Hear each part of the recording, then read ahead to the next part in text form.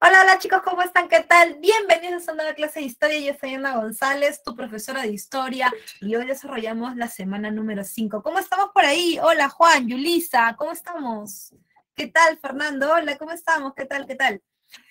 Súper bien, asustada por el temblor de anoche, pero bien. Fernando, ¿qué tal? A ver, ¿me esperas un segundo? Voy a neutralizar ese sonido. Espérame 2 segunditos, por favor.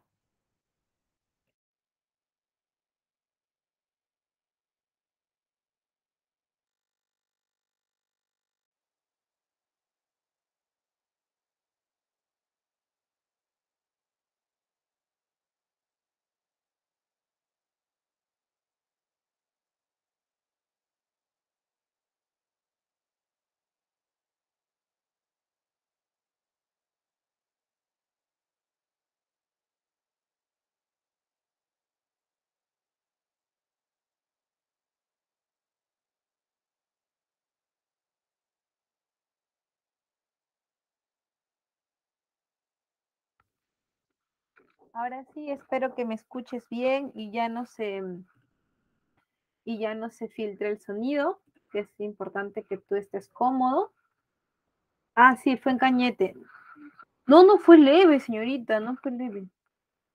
No lo sentís. Sí, 4.9. Vamos a compartir la pantalla.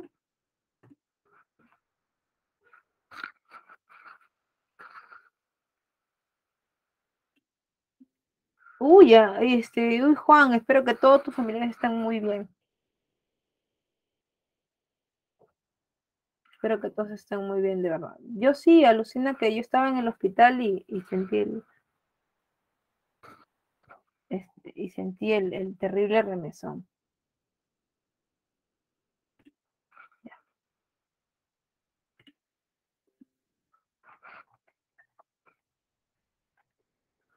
vamos a ponerlo acá. Y aquí.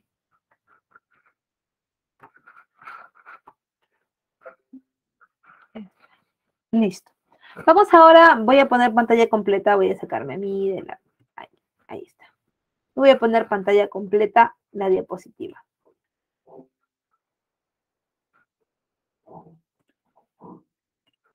Ok, vamos con Grecia y Roma, chicos. Una de las cosas que tienes que sí o sí saber es cuál es la ubicación de esta sociedad del clásico, ¿no? Grecia tiene, digamos que 4 espacios bien definidos para poder trabajar. El primero es el de Grecia continental. Quiere decir que es esta Grecia que está acá arribita, esta que tú ves acá arribita. Ya, bueno, no la puedes ver, Grecia que está acá arribita, ¿ya?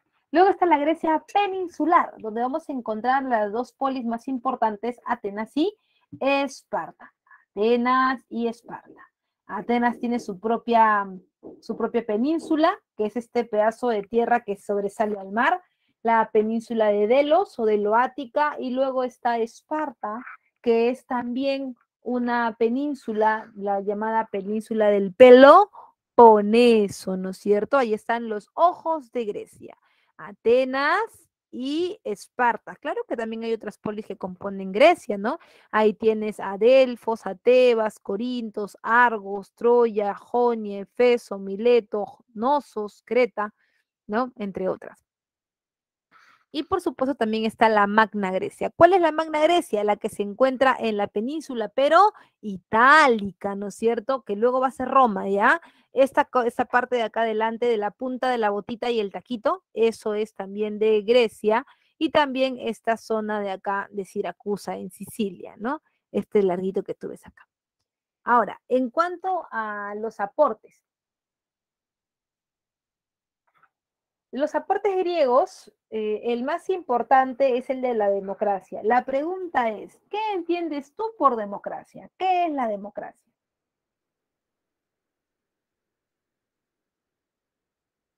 A ver, ¿qué es la democracia?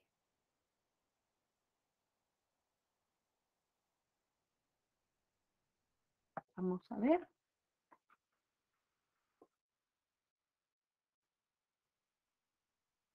¿Qué es la democracia, chicos? Es el gobierno del pueblo, ya, el gobierno del pueblo, ¿qué más?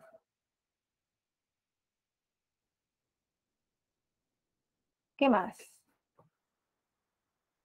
El gobierno del pueblo, dice. ¿Qué más? ¿Qué más?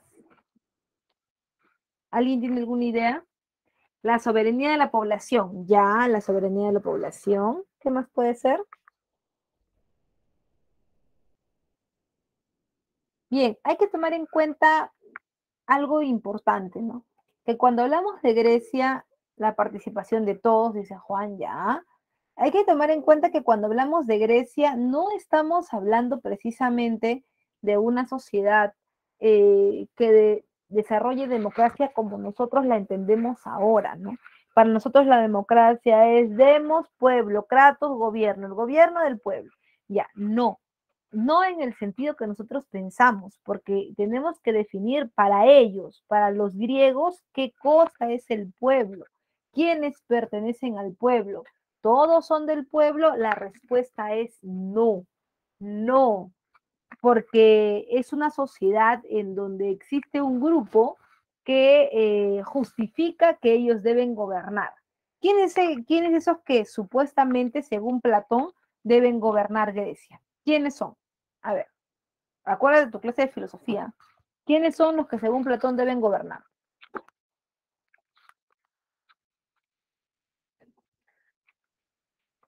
A ver, acá está. Claro, los sabios, ¿no es cierto? Los sabios que tú conoces como filósofos, ¿sí o no? Los filósofos. ¿Y por qué los filósofos deben gobernar? ¿Qué dice Platón? ¿Por qué no la gente del pueblo, los pobres? ¿Por qué no ellos?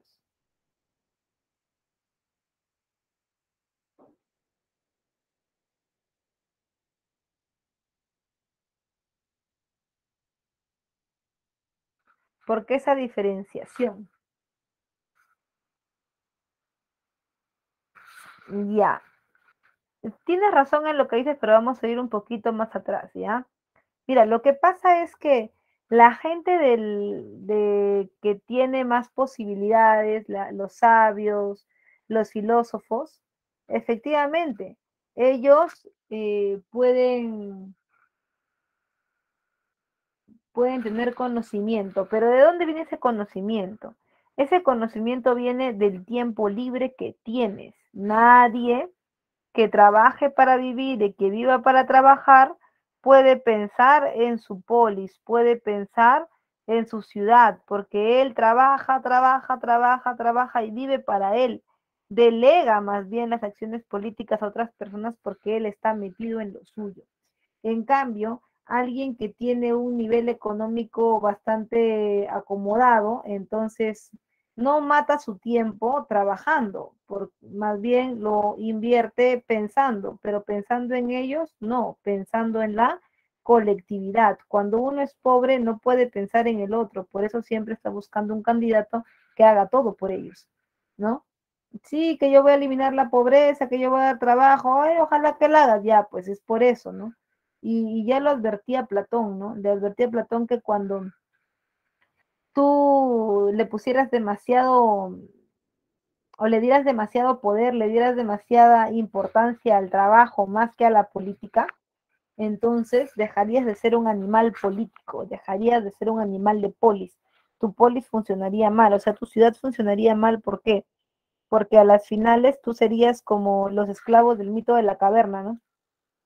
Que trabajan, trabajan, trabajan, trabajan, trabajan y como están de espaldas a la luz, ¿no? No ven la realidad, solamente ven lo que las sombras proyectan, ¿no es cierto? ¿Y quiénes sí son los que ven la realidad? Los que están atrás, ¿no? Por fuera. Entonces ellos son los gobernantes mientras que tú siempre vas a ser esclavizado. ¿Por qué? Porque tú no ves la realidad, jamás la has visto porque siempre te matas trabajando de espaldas a la política, o sea, de espaldas a la realidad. No sé si habrás escuchado alguna vez a alguna gente que dice, ah, oye, ¿por qué vas a votar? Ah, yo no voto porque ellos no me dan de comer. Ya, eso es lo que Platón dice, no debe existir, ¿no? Porque si lo hacen, entonces se pierde toda la esencia, ¿no?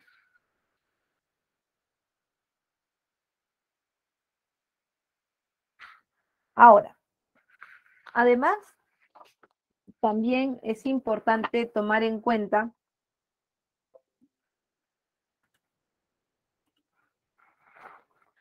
la filosofía.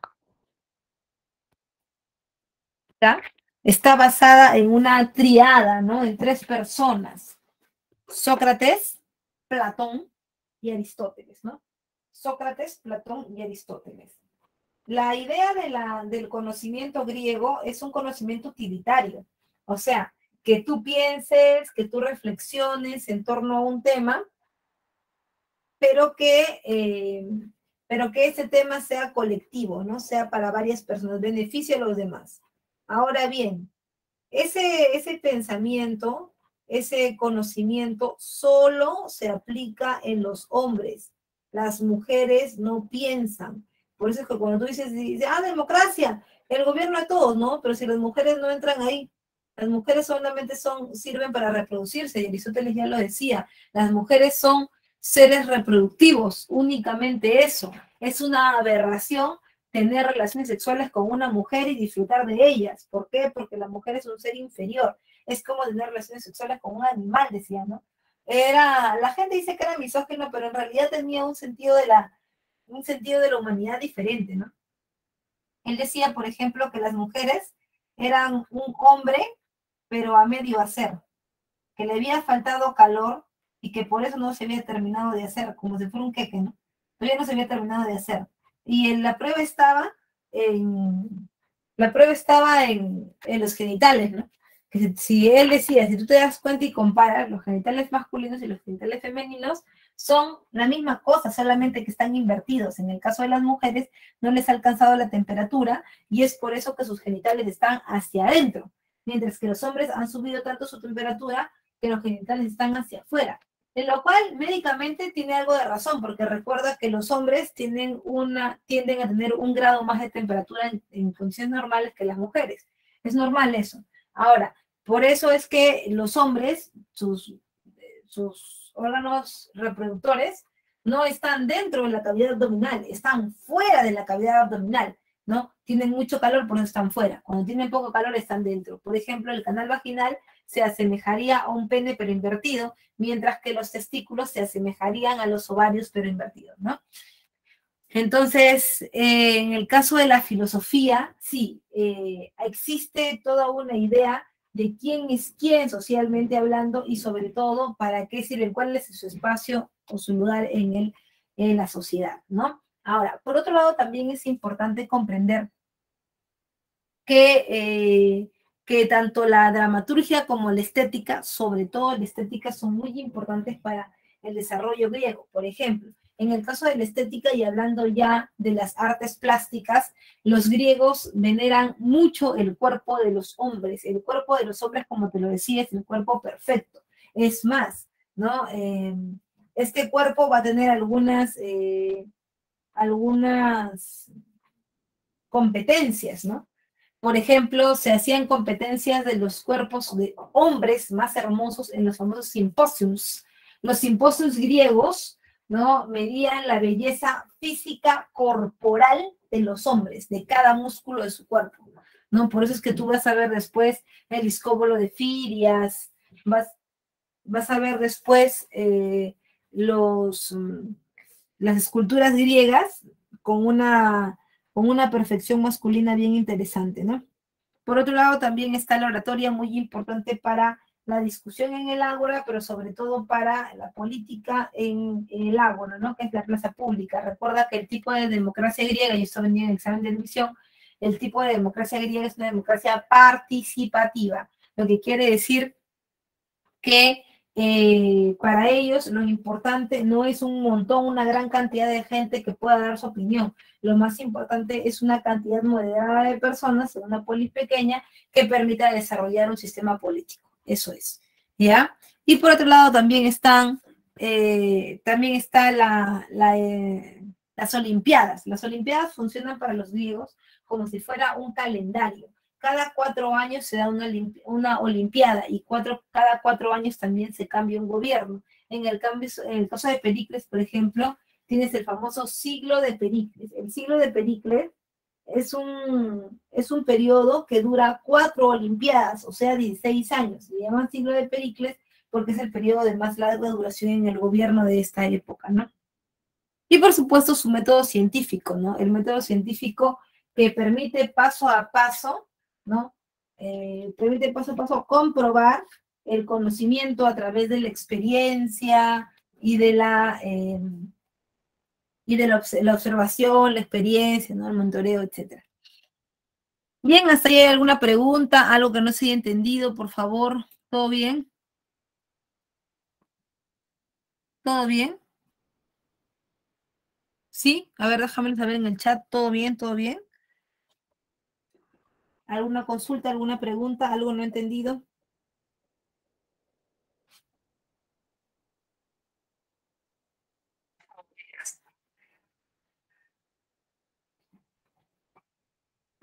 A ver, todo claro, todo claro, todo claro. Seguimos entonces. Vamos, seguimos. Ya está.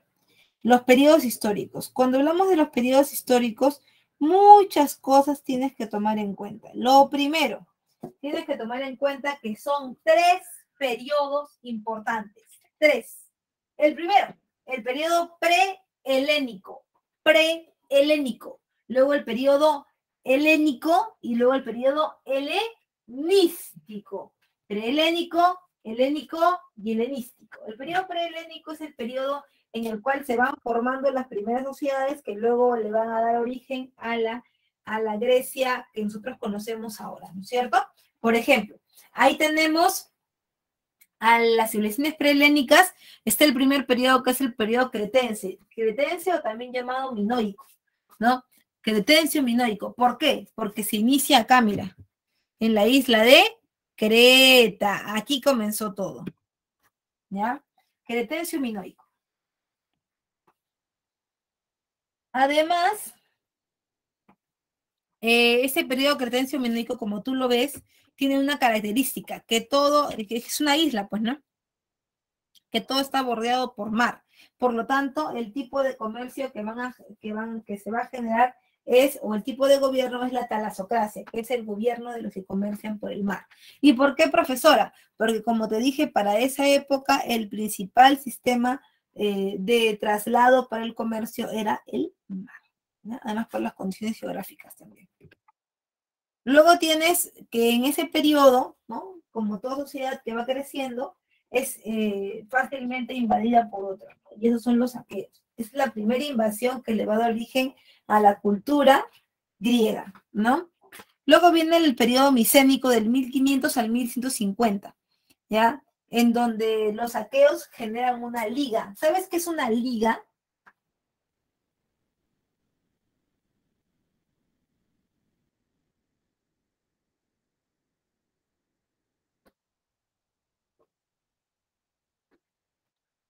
¿Sabes qué es una liga?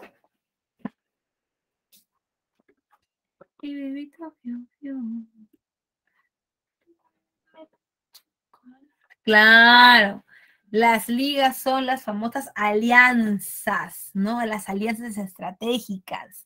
Perfecto, muy bien, excelente, Juan. Alianzas estratégicas. Esas alianzas estratégicas están relacionadas por ciudades, ¿no? Relacionadas por ciudades. Se genera una liga que une a las ciudades, a las ciudades aqueas y la ciudad de Creta y Troya, ¿no? Además, finalmente en este periodo aparece la segunda invasión europea, donde aparecen varias sociedades, ¿no? Los jonios, los dorios, los eolios. Ahora, los jonios, dorios, eolios y aqueos son las cuatro sociedades indoeuropeas que son la base del desarrollo de los griegos. Acuérdate de eso, ¿ya? Ahora, no solamente hablamos del periodo prehelénico, ya hemos visto cómo estas cuatro sociedades pequeñitas se están acoplando, se están juntando, ¿ya? Y ellas van a disputarse el poder en el periodo oscuro. ¿Por qué? Porque no todas tienen la misma organización. Recuerda, los dorios son herederos de los hititas, por lo tanto son 100% militares, mientras que los jonios, que le van a dar origen a los atenienses, son 100% comerciantes. Entonces van a tener ahí que digamos que, enfrentarse, ¿no? Por el poder. Y ese es el periodo oscuro, ¿no? Del año 1150 al año 800 a.C. Los dorios llevaron el hierro súper importante. ¿Por qué es tan importante que los dorios hayan llevado el hierro a Grecia? Vamos, tú puedes en el chat. ¿Por qué es importante el oro de los dorios en Grecia?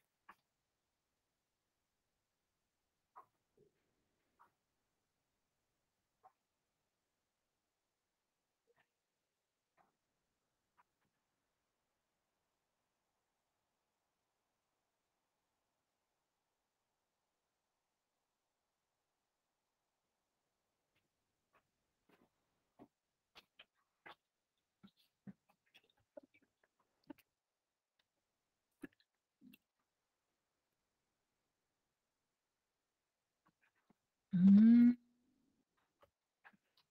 por la moneda, ya. El hierro de los dorios por la moneda, ya. Claro, por la profesionalización del ejército. Recuerda que los dorios no son cualquier cosa, son herederos de los hititas. Le van a dar origen a los dorios y los dorios, por supuesto, a los espartanos. Y de ahí que los espartanos sean grandes militares. Tómalo en cuenta siempre. ¿Ya?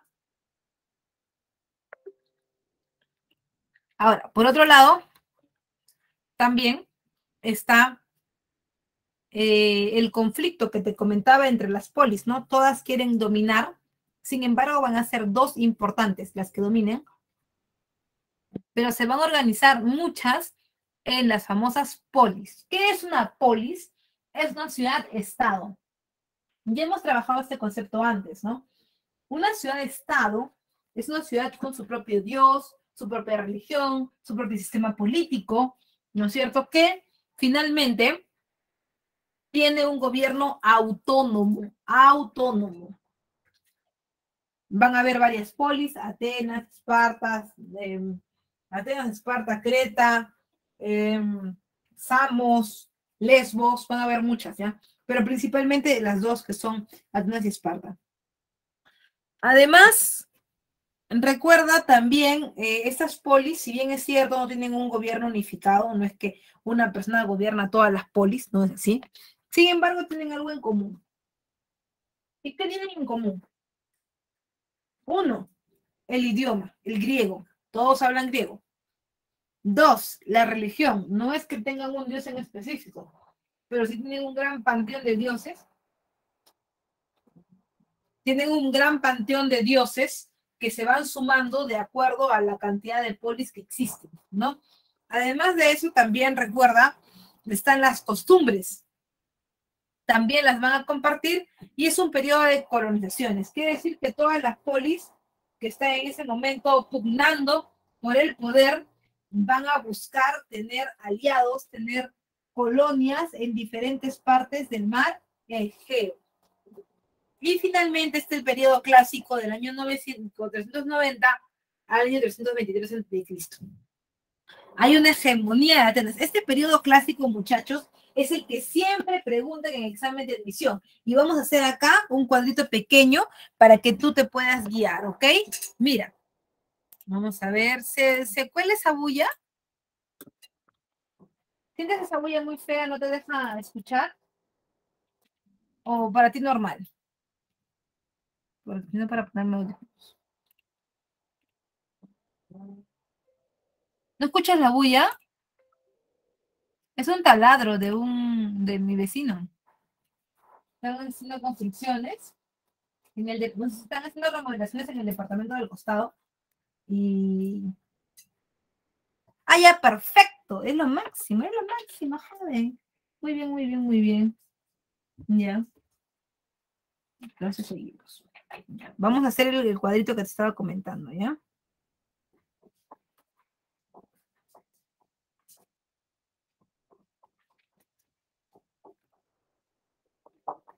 Acá está.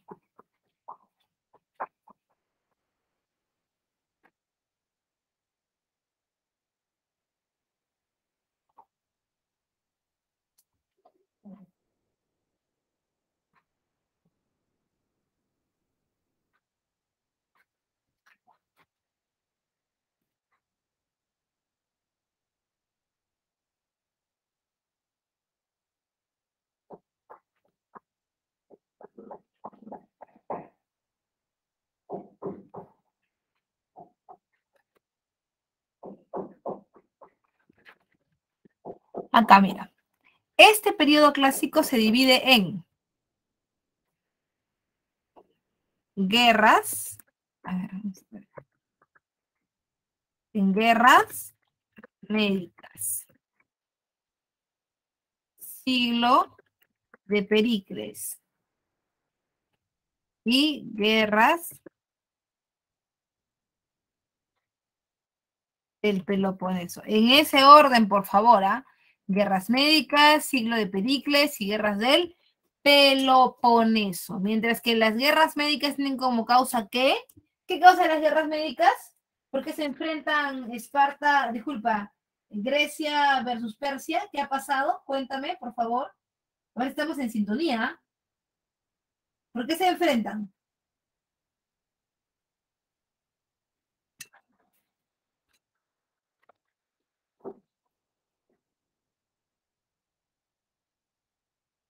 Claro, por el mar Egeo, pues no.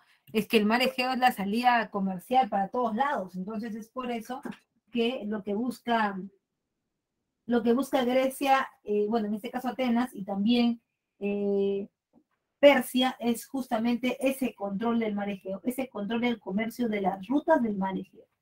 Bien, bueno, por otro lado también es importante entender que en este periodo hay una victoria, ¿no? Y esa victoria es la de los griegos, atenienses y sus amigos, frente al ejército persa.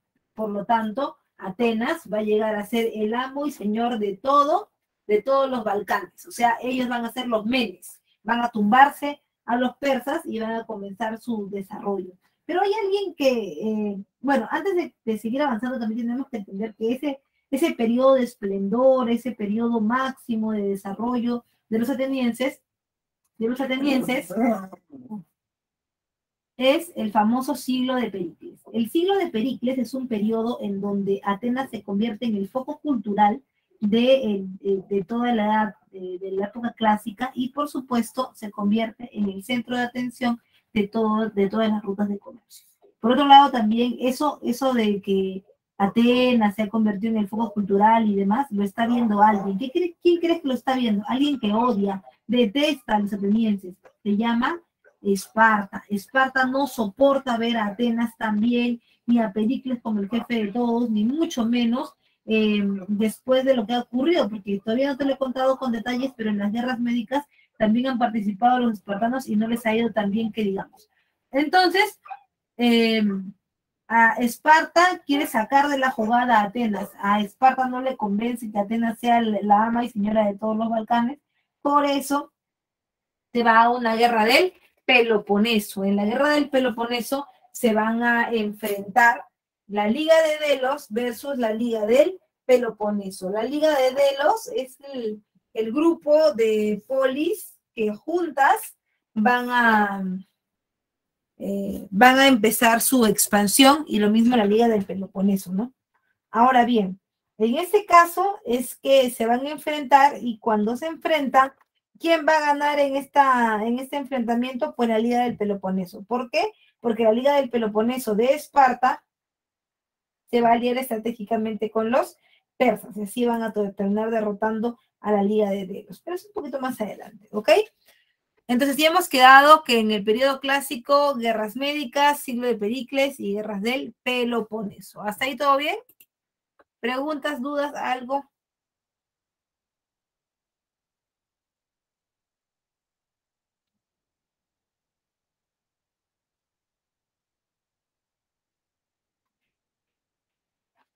A ver. Miss, disculpe, ¿Sí? ¿por qué el término helénicos?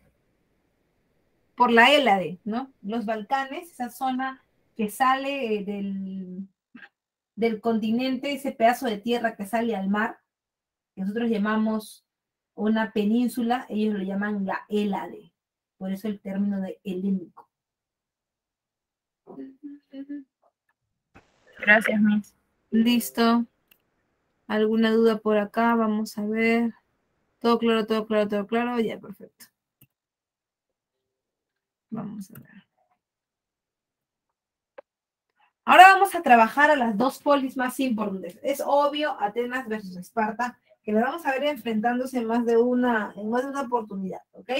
Cuando hablamos de Esparta, Esparta es una sociedad 100% militar, de origen dorio y ubicada en la península del Peloponeso, península del Peloponeso. En el caso de Esparta, recuerda, Esparta tiene una organización social bastante peculiar, ¿no? ¿Por qué? Primero que tendrías que entender que en Grecia en general no todos son ciudadanos. Primero, para ser ciudadano debe ser hombre. ¿Y por qué, profesora, no puede ser mujer ciudadana? Porque para ser ciudadano hay que tener tierras. Sin tierras no tienes derecho. Por ejemplo, imagínate en esas elecciones que van a haber en estos meses de alcalde, en un barrio, solo unos cuantos son dueños de las casas, el resto son inquilinos. Ahora, ¿qué decían los griegos? A los inquilinos no le deberían dejar votar, porque ellos no pierden nada. Si el alcalde que han elegido no hace lo que ha prometido y esto y el otro, entonces, ¿qué pasaría? Ellos se van simplemente de distrito o se cambian de casa y ya, se acabó el problema, ¿no? En cambio, los que tienen su propiedad, no. Por eso es importante que para que el que vote, el que decida, el que tome la palabra, tenga que perder, ¿no? Tenga que perder.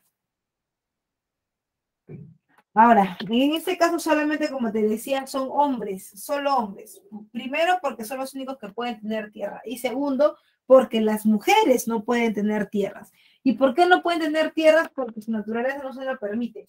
Decía Hipócrates decía que las mujeres eran hombres incompletos, ¿no? Eran hombres incompletos. Pero que además, ¿no? Que además ellas habían nacido con una característica peculiar que las hacía cada vez más inferiores. Y es que en el cuerpo, según Hipócrates, todo era un solo de fluido, la sangre, la leche materna, la orina, todo es un fluido, ¿no? Entonces, hay fluidos en el cuerpo que le sobran a las mujeres, por ejemplo, la leche materna, y hay fluidos en el cuerpo que le sobran a los hombres, por ejemplo, el semen. Pero ¿cuál es la diferencia?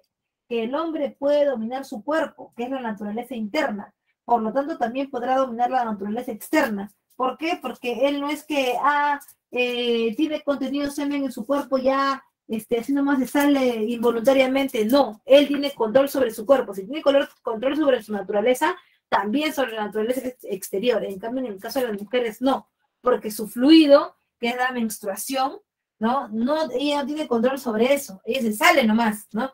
Entonces, ¿cómo quiere dominar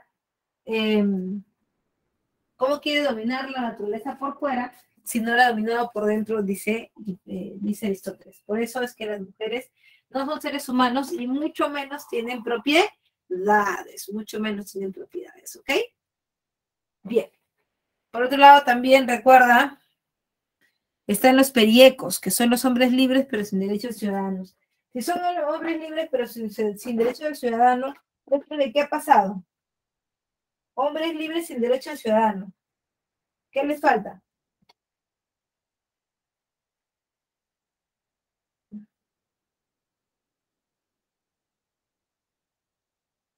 A ver.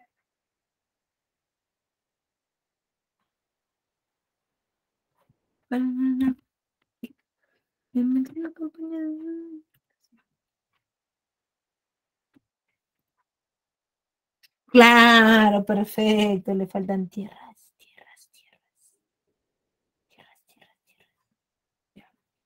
Muy bien.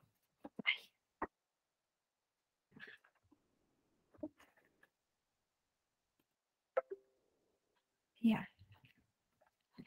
Ahí tenemos a los homoyoyo espartiatas, a los periecos, que son hombres libres pero sin tierras, ¿ya? A los hilotas, que constituían la mano de obra del Estado al servicio de los nobles. Siempre al servicio de los nobles, porque recuerda que esta mano de obra es una mano de obra que es de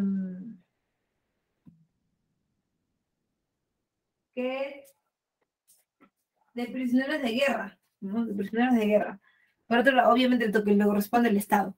Por otro lado está la organización política, en donde está el tipo de gobierno. Es una diarquía, dos reyes. La diarquía es para dos reyes.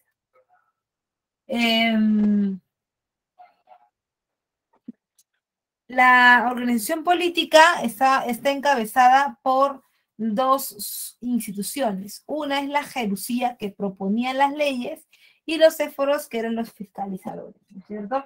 Las asambleas, como la Pella, por ejemplo, vamos a ver acá,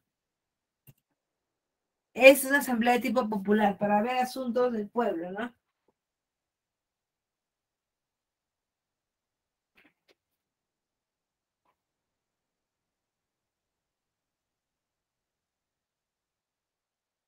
En Atenas, ¿no es cierto? En Atenas el origen es jonio, 100% comercial. ¿Por qué crees que Atenas tenga esa inclinación a ser comerciante y no ser un guerrero? ¿Por qué crees? Vamos, te leo, te leo.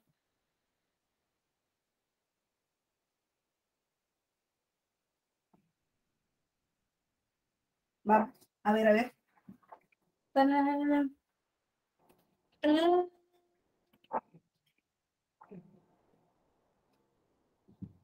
Ya, que están en las costas, dice. Ya. ¿Sabes por qué? Porque Atenas, primero, no tiene un super ejército. A Atenas no le conviene pelearse con nadie. Y segundo, ¿qué es más fuerte? ¿Una red comercial o una red militar? Una red comercial, porque en la red comercial la gente pocas veces se te va a revelar. En cambio, tienes que estar muy pendiente de todos los pueblos que has conquistado por la fuerza, porque van a tender a expandir, a salir, ¿no? Por otro lado, también está, recuerda, la idea de la organización social con los atenienses, ¿no? Ciudadanos atenienses son los ciudadanos varones con derechos políticos. Los metecos son extranjeros, ¿no? Libres, sin derechos a la ciudadanía, les falta tierras. Y en los esclavos estaban considerados como mercancías, ¿ya? Políticamente, recuerda, está la democracia, el sistema de gobierno que tienen los atenienses presenta arcontado. Los arcontados son los ministros, ¿no? La democracia también tiene otro elemento que es el tribunal de los eliastas, es los jueces populares, ¿no? Y finalmente están las asambleas o leyes, la bulé y la eclesia. La bulé propone las leyes y la eclesia la aprueba. ¿Todo bien?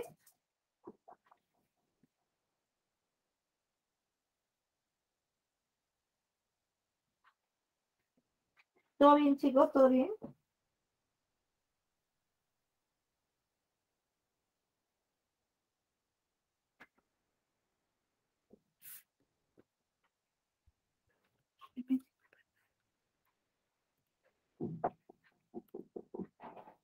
Pantalla completa ya.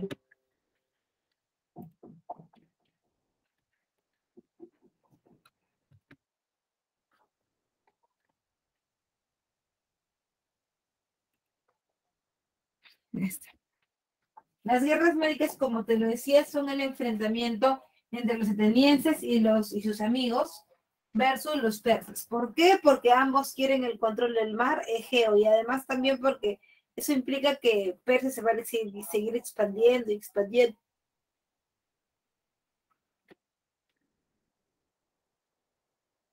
Ahora, en cuanto a las etapas, ¿no?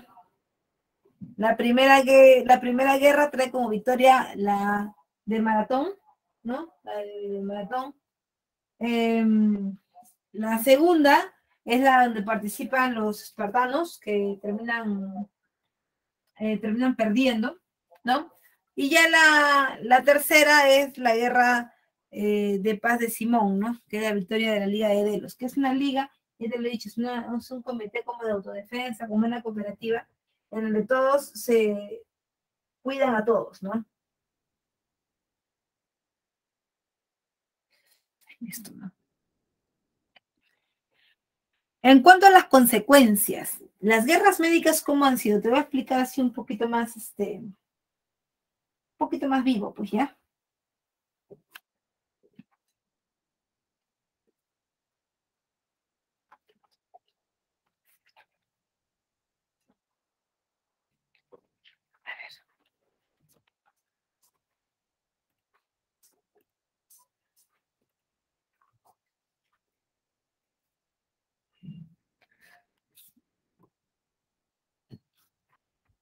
Retroceder una diapositiva.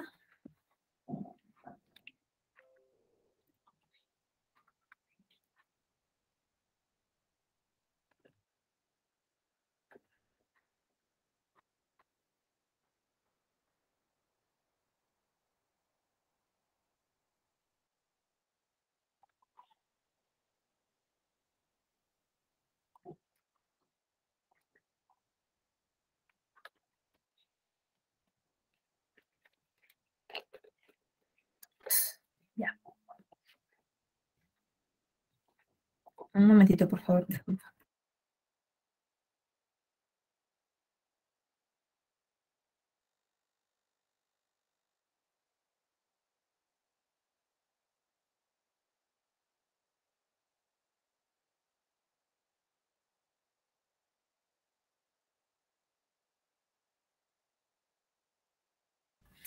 Ok, bien.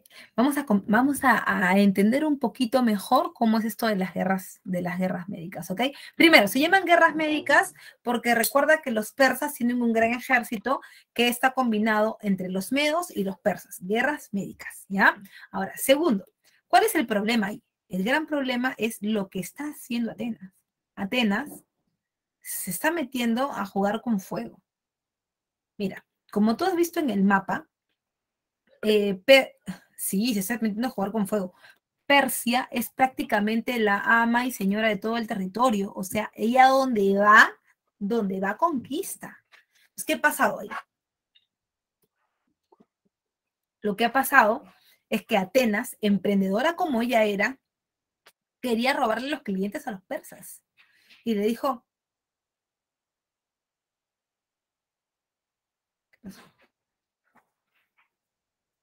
quería robarle los clientes a los persas. Entonces, Atenas ofrecía el mismo producto. Claro que los persas tenían un monopolio comercial. Los persas tenían un monopolio comercial. Si tú no querías comprarle, ellos ahí mismo te chancaban y, y te obligaban a comprar. Entonces los atenienses, ¿no?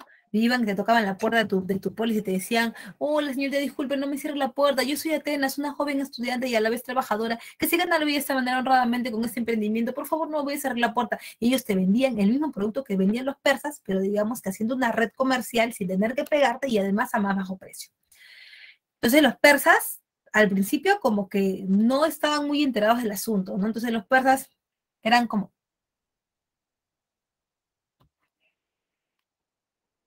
los persas eran como que llegaban, hola muchachos, ¿cómo estás? ¿Qué tal? Hola Rodas, ¿qué tal? Te he traído te he traído tus productos. ¿Qué? ¿Pro- ¿Productos? No, disculpa, yo ya le compré a Atenas. Atenas, maldita Atenas, robándome los clientes. Sí, lo que pasa es que Atenas lo vende barato. Has firmado tu sentencia de muerte, Atenas. No sabes con quién te has metido. Atenas contando sus billetitos ya. Atenas, ten cuidado, le decían los polis. Ten cuidado, Atenas. ¿Qué por qué? Porque tu progreso es la envidia de los persas. No te quieren, cualquier rato te van a dar vuelta. ¿Sí? ¿Y ahora qué hago? ¿Qué harás tú sola, mamita? Porque nosotros no nos metemos en nada. No, pero si ustedes me apoyan, yo les puedo dar precios más baratos, romper el monopolio y que ustedes sean más libres. Esa voz nos agrada, ¿sí? O sea que si te ayudamos, podemos ser libres por fin. Bueno, yo les prometo eso. Bien, muy bien. Entonces lo que vamos a hacer es que vamos a armar un grupo y nosotras vamos a enfrentarnos a los persas. Y se juntan todas las polis, pues, ¿no? Entre ellas también habían pedido, obviamente, que se junte Esparta, pues, ¿no? Pero Esparta estaba en una cuestión religiosa que no podía en las primeras guerras médicas y por eso lo dejó pasar, ¿no? Contra todo pronóstico, Joel, contra todo pronóstico, todo el mundo pensaba que Atenas iba a perder, porque Atenas no tenía ningún ejército, si sus amigas eran solamente el montón. Entonces llega la Primera Guerra Médica y con una y con un revés de estrategia militar, cortan la comunicación de los soldados y los alimentos de los persas y logran ganar la Primera Guerra Médica. ¡Bravo, bravo! Ganan la Primera Guerra Médica. Entonces, ¿qué pasa?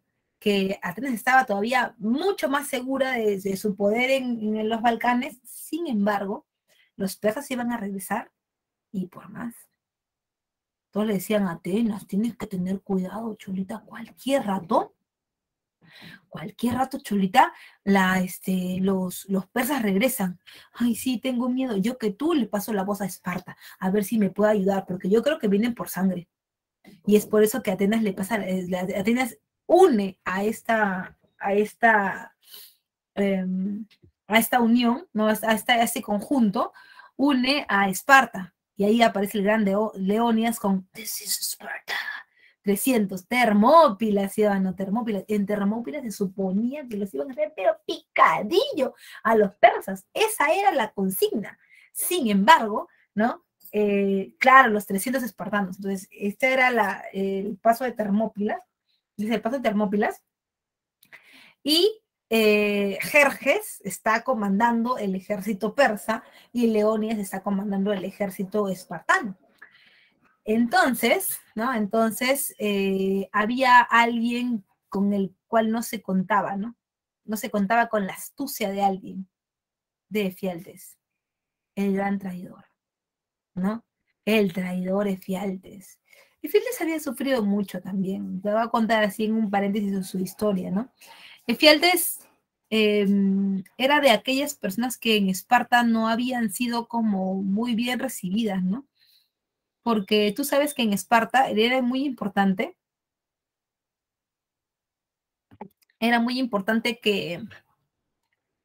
que los niños nacieran bien, en buenas condiciones, ¿no? En la medida que era el Estado el que los mantenía. Entonces, en ese sentido, es que no te podía nacer pues una hija toda, digamos, desnutrida, ¿no? Que no pudiera dar buenos soldados soplitas, o no te podían nacer hijos que tuvieran algún defecto físico, porque si no, ¿cómo serían soldados, no? Eso le pasó a Efialtes. Efialtes no era lo normal que ellos esperaban. Pero como era el hijo de un general, pues lo dejaron pasar. Y él siempre tenía un sueño y le decía a Leonidas, Leonidas, por favor, yo quiero estar en el ejército. Leonidas, por favor. Y Leonidas decía, ay, bueno, no te pases de Efialtes. Tú que con las jutas puedes respirar, vas a estar en el ejército. Y eso le caló hondo, porque la sociedad espartana es una sociedad 100% honorable, ¿no? Está basada, el sistema militar está basado en el honor. Entonces ya, Efialtes se vengó de cierta manera de lo que había estado viendo toda su vida. Así que le propuso a Jerjes que él le enseñaría el camino para agarrar por la retaguardia al ejército de Leónidas. Y así fue. Leónidas batallaba con ellos, pegaba, ¿no? Iban por delante, prácticamente ganando el enfrentamiento hasta que un pedazo del ejército persa aparece por detrás, lo hacen como un sándwich, pero los espartanos no pueden dejar de pelear porque ellos no pueden regresar a Esparta vencidos, eso es imposible. Entonces, bueno, Leónidas da la vida en el campo de batalla y los atenienses, todos así escondidos, los griegos todos atrás, para que no los vean los persas, ¿no? Los persas terminan de ser añicos a los espartanos y de atrás los griegos ¡pah! Con todo. Ganan la Segunda Guerra Médica, pero no por los espartanos. Nada, Esparta, nada. Los griegos también aprovecharon la oportunidad. Y luego se forma la Liga de Delos. La Liga de Delos es ya como un comité de autodefensa militarizado, ¿no? O sea, tocas a uno, tocas a todos, ¿no es cierto? O sea, si alguien recibía amenazas o invasiones de parte de los persas, tipo OTAN, ahí está, tipo OTAN, igualito, tipo la OTAN. Si alguien recibía algo, te metes conmigo, te metes con todos, ¿no? Eso era lo que pasaba. Entonces, es por eso que la Liga de Delos tuvo muchos adeptos, ¿no? Digamos que la Liga de Delos era prácticamente todos los amigos y los clientes de los atenienses. Entonces eso, ganar las guerras médicas le permitió a Atenas ser la ama y señora de todos los Balcanes, de toda Grecia. Ella comerciaba, era la líder, las demás la seguían y Esparta las miraba. ¿Cómo te odio? La vas a ver ya. Algún día se te va a acabar la fiestita. Y yo me voy a encargar de que así sea. Pero de esta no pasas. Porque claro, los espartanos eran los rivales principales de los atenienses, ¿no? Eran las dos polis hegemónicas. Entonces, esta polis ateniense tenía el centro del poder cultural, el centro del poder político, era el siglo de Pericles, se había hecho el puerto del Pirio. Entonces, los espartanos estaban craneando cómo iban a hacer para quitarles el poder. Maldita Atenas, toda la vida es lo que te hagan. Ay, sí, Atenas y los demócratas. Ay, sí, amigos de todos. Te odio. Tú siempre has quedado como la buena. Y yo siempre he quedado como el malo. Yo siempre he quedado como que, ya, nadie me quiere porque yo le pego a todo el mundo. Un día te voy a pegar y te voy a desaparecer. Y verdad, joven, ese día apareció. Recuerda que existía la Liga de Delos y Esparta forma la Liga del Peloponeso. Sí, tiene sí, lo bueno es que Atenas era su armada. Sí, su armada era muy buena. Entonces, los espartanos también formaron su liga, la Liga del Peloponeso. Pero, ¿cómo te contaré que ahí no se escribía nadie? Pues porque tú sabes que Esparta tenía muchos anticuchos, muchos anticuerpos con las polis porque siempre habían entrado en conflicto. Se le ocurrió hacer una alianza estratégica mucho más poderosa que la de una simple liga como la que había hecho Atenas. ¿Con quién crees que se juntaría? Con el peor amigo de Atenas, el peor enemigo de Atenas. ¿Quién crees que es? Los persas. Entonces, Esparta. ¿Aló? Persia. Amiga, ¿cómo es? ¿Cómo que no reconoces mi número? Amiga, soy Esparta. Hola, Chelita, ¿cómo estás? Sí, te llamaba. Va a ser rapidito, escucha. Te llamaba para. Ajá, sí. Para para proponerte, puedes destruir Atenas tú y yo juntas. ¿Qué te parece? Perfecto. Sí, va a ser rápido, amiga. Sí, ya, perfecto. Listo, amiga. Entonces te espero para destruirla. ¿Ya? Bendiciones. Chao, chao. ¿Cómo crees que recibirían eso las polis de la Liga de Delos? O sea, tú que fueras, como dice mi abuelita, ti que fueras, claro, bendiciones, por favor. Ti que fueras, imagínate. Entonces, te imaginas a todas las polis, ¿no? Viendo su Instagram, viendo su Facebook. Oye, escúchame, ¿has visto el Facebook de Esparta? Estás loca, yo no veo los Facebook, yo soy Instagram, Telegram y TikTok. Escúchame, acá han puesto, Esparta está en una relación con Persia. ¿Qué? Sí, se sienten felices. A ver, oye, no, si ellos están juntas y nos van a hacer la bronca a nosotras, ya fuimos. ¿Alguien tiene la lista de la Liga de Delos? La lista. ¿Para qué la quieres? Para borrarme, pues. No voy a borrar. Claro, o sea, yo no me ha matado el COVID, me va a matar esto. No. Si están juntas, esa es la muerte segura. Entonces, ya comenzaron su relación, Persia y Esparta, ya comenzaron su relación, pues, ¿no? Entonces, chola, yo me voy a salir de la Liga de Delos. ¿Pero por qué te vas a salir? Yo no quiero morir. O sea, de hecho, si se enfrenta contra nosotras, ya fuimos. Y comenzaron a salirse, pues, las polis de la Liga de Delos, dejándola sola a Atenas. ¡Profe, la traicionaron estas desgraciadas! Sí, payasa quedó Atenas, joven. Finalmente, Atenas estaba muy disminuida, Esparta y Persia estaban juntas. Entonces, eso provocó que Atenas perdiera el enemigo de mi enemigo. Sí, el enemigo de mi enemigo es mi amigo. Sí, efectivamente. Entonces, ¿qué pasó? Que ganó, obviamente iba a ganar, quedó payaso. Obviamente iba a ganar la alianza Persia-Esparta. Cuando ganaron, Persia le dijo, ay, Esparta, Esparta le dijo, Persia, qué bueno que hemos ganado. Hemos me suena a manada. ganado. Pero, pero, Persia, tú y yo y tú eres mi bebito Fiu Fiu. ¿Qué? Persia, ay, está ridículo. Ah, o sea, ¿tú qué crees? ¿Que yo te quiero? Yo nunca te he querido, ¿entiendes? Nunca te he querido. Solamente te utilicé porque Atenas no, o sea, yo no podía con ella porque tenía demasiados amigos. No, no, Persia, no, tú no me quieres decir eso, ¿verdad? Persia. Y todas las canciones que te canté, ¿qué? Y mi piano de vitrina, ¿qué? Y cuando yo te daba el link para que entres a las clases, ¿qué? No, tú no me puedes hacer esto. Ah, por eso tenía miedo de entrar contigo. Pero la verdad es la siguiente, no te voy a negar que tú me has ayudado un montón para que yo pueda ganar esto. Así que te voy a dar una breve hegemonía, vas a gobernar por un corto tiempo y luego quiero que te vayas del poder y me dejas a mí gobernando toda Grecia. Te reconozco, sí, que por ti pude ganar, pero nada más, ¿entiendes? Entonces, eso es lo que va a pasar después de las guerras del Peloponeso.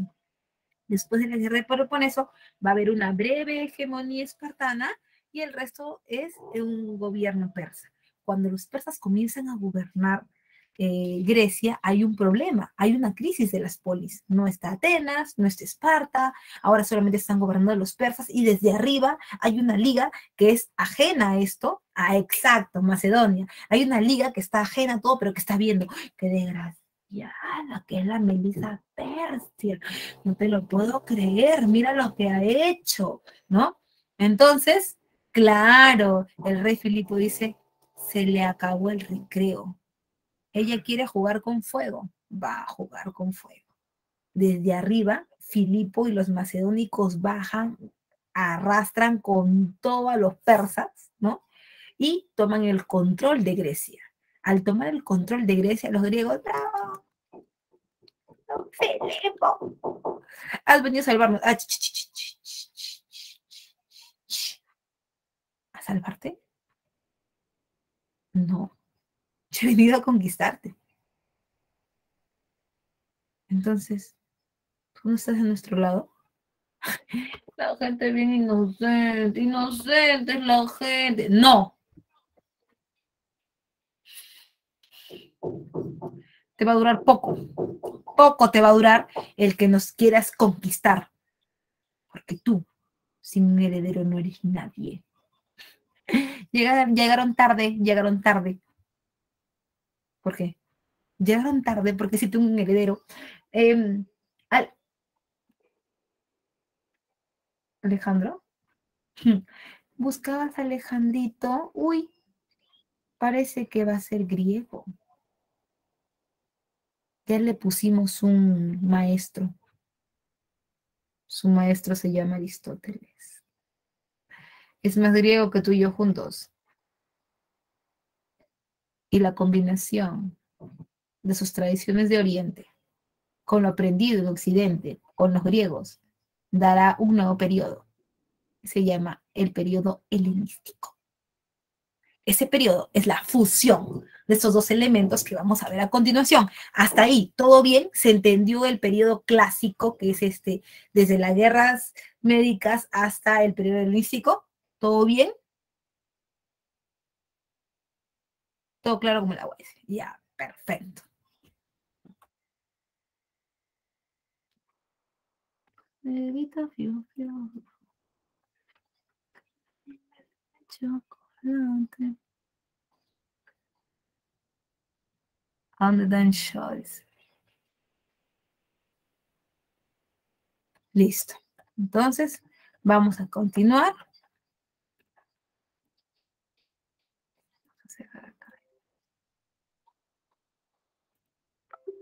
Ya está. Entonces, hemos visto las guerras médicas, hemos visto las guerras del Peloponeso, cuál era la rivalidad entre ellas, la breve crisis de la breve hegemonía espartana, la crisis de las polis, y estábamos acá, ¿cierto? En el periodo helenístico, la época helenística, ¿no es cierto? Del 323 al 146 a.C.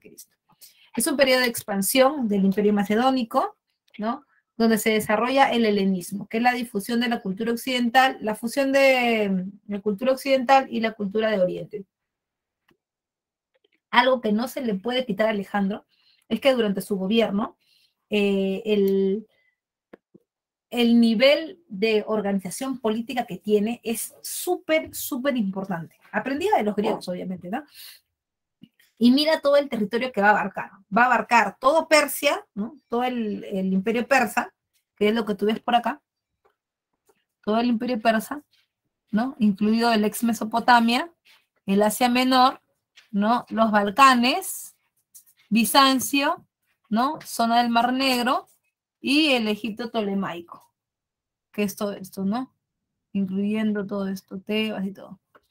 Ahora, este territorio va a quedar en manos de los generales de Alejandro, ya que él no tuvo hijos, va a quedar en las manos de los generales de Alejandro, y ahí Seleuco, Antígono y Ptolomeo van a ser los que se repartan el territorio. Por eso dice la Persia de Seleuco, la Macedonia de Antígono y el Egipto Ptolemaico, ¿ya? Se va a partir en tres, se divide en tres los reinos helenísticos tras la muerte de Alejandro, y desaparece, digamos, la estructura griega como tal, o sea, Grecia como un solo bloque desaparece, porque aparecen ahora tres divisiones o tres reinos diferentes, ¿ya? Y ahora tenemos a Roma. De Roma hay muchísimas cosas que decir. Lo primero es que tiene tres periodos, ¿ya? Monarquía, a ver. La querida Romita, ¿sí? Hay muchas cosas que decir. Lo primero es que Roma tiene una periodización interesante que quiero que la tengas en cuenta siempre. Tómala en cuenta siempre. Su periodización no va a cambiar, ¿ah? Por favor, algunos la cambian a su parecer. No.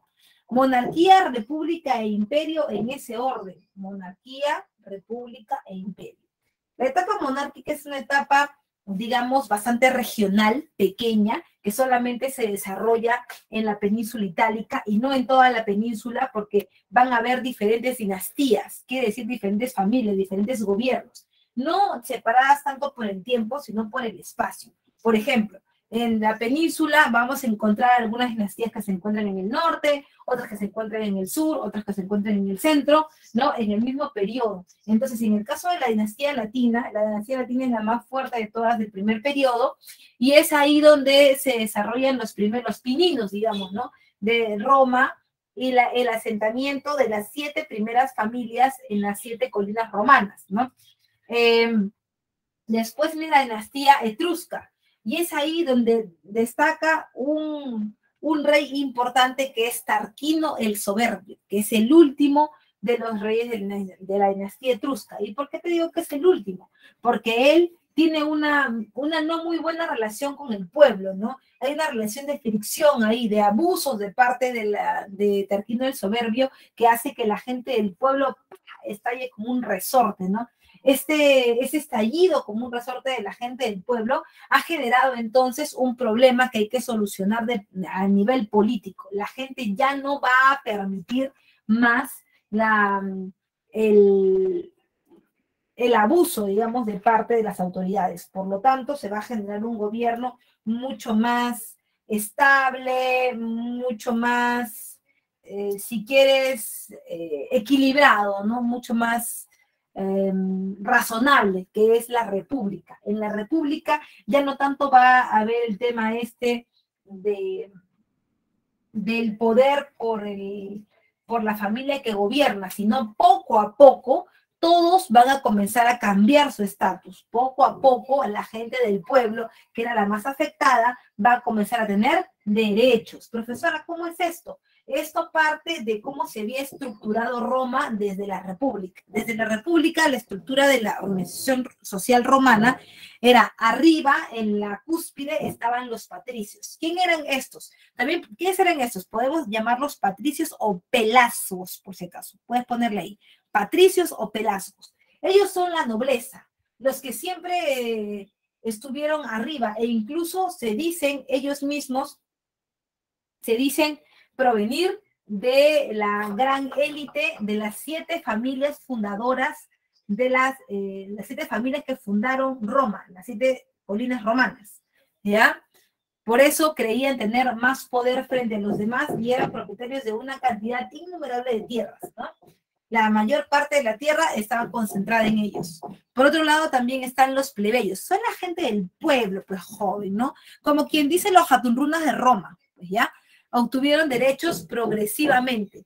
¿Eso qué quiere decir? Que conforme va pasando la República Romana, estos plebeyos van generando alianzas, condiciones a través de las leyes. Es a partir de la ley de las 12 tablas que se va generando una cuestión social más de ciudadanía que de pirámide. Como tú eres un ciudadano, así seas pobre, rico, lo que seas, te corresponde tu derecho. Va ganando espacio poco a poco también, no vayas a pensar que es tan rápido, ¿no?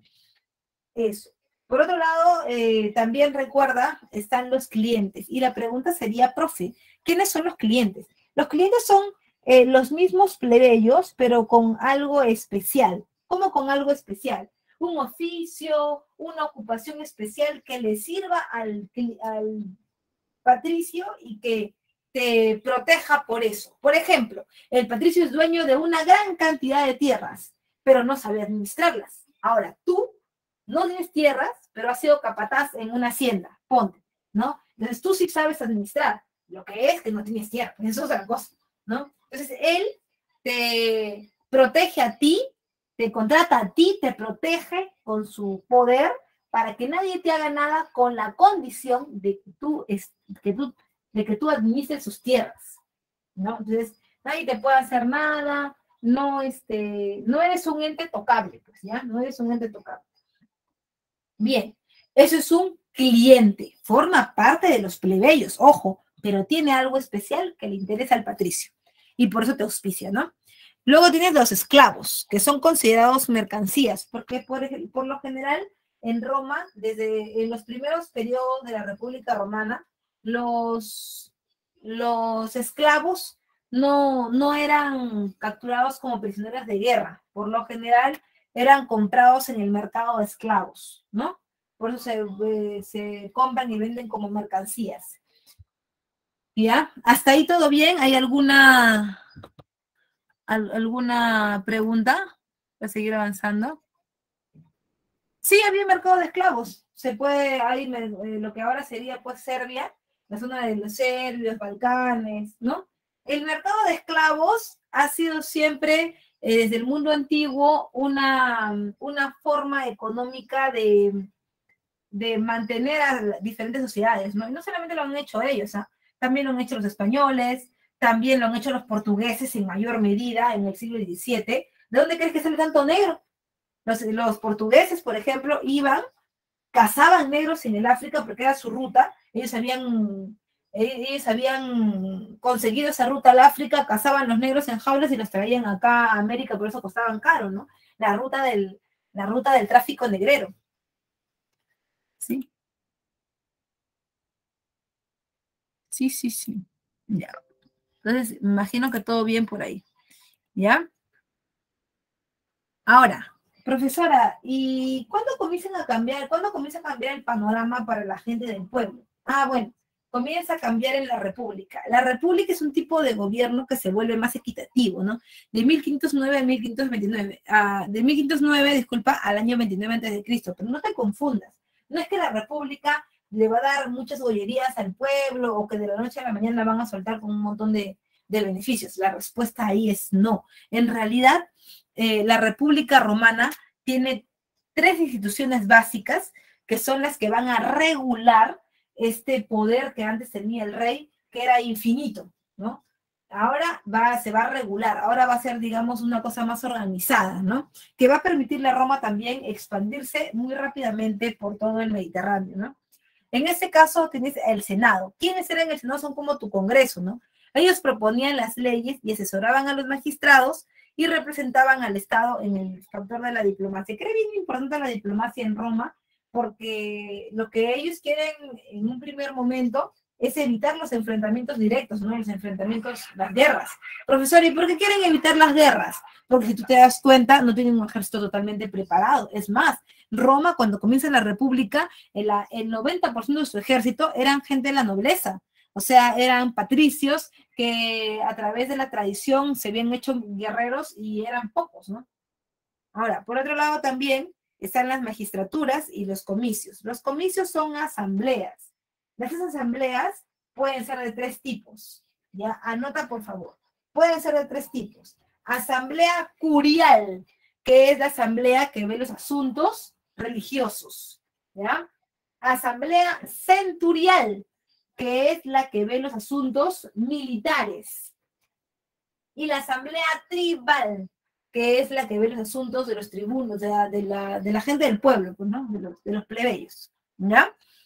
En esas asambleas, aparte de tomar otras decisiones, se aprobaban leyes y se elegían los magistrados. Por ejemplo, quién va a ser el que represente al tribuno de la plebe en la asamblea tribal, quién va a ser el que sea el cónsul en la asamblea centurial, etcétera, etcétera.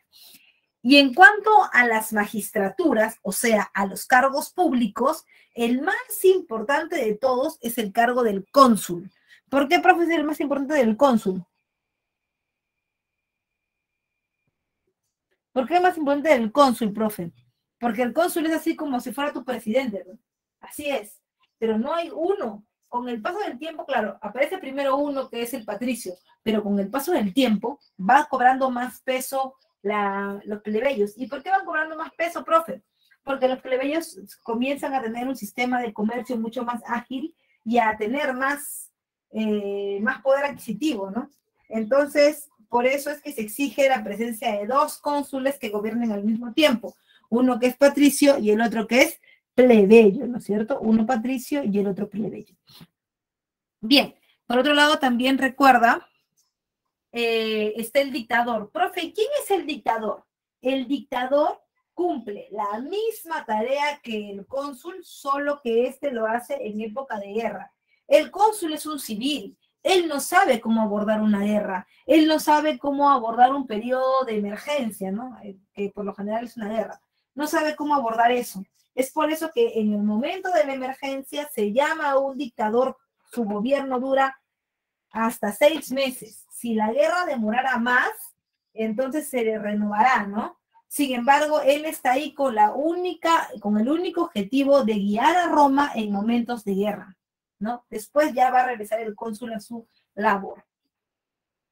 Luego está el tribuno. El tribuno de la plebe es aquel patricio que ha sido escogido para defender los derechos de los plebeyos, ¿no?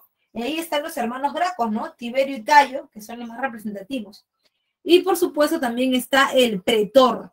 El pretor es el que administra justicia de manera provincial, ¿no? De manera provincial.